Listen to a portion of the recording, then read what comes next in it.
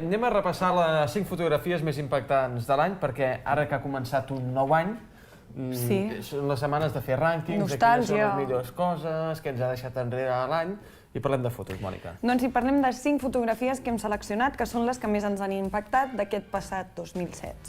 Comencem per la número 1, on podem veure una mare ensenya els peus del seu nadó de 3 mesos, el qual va néixer amb 16 dits als peus. El nen neix a Hong Kong. En la segona foto veiem a Rupa, que té 28 anys, i s'està afaitant el cap al temple de Tirupati, a l'Índia. Molt maco. Que donarà el seu cabell com a ofrena als déus perquè curin a la seva filla d'una malaltia.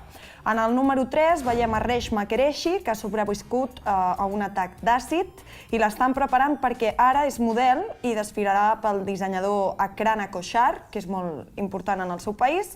I en el número 4, la desnutrició és un dels majors problemes que afecten els nens de Iemen a causa del conflicte armat que viu actualment al país.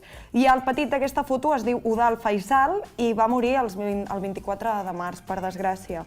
I en última posició, la número 5, tenim a una dona síria que agafa el cos del seu fill mort a Aleppo al setembre del 2016. Esperem que aquest 2017 no s'ompli de fotos tan tràgiques i que s'acabin aquestes desgràcies que han omplert moltes hores d'aquest 2016.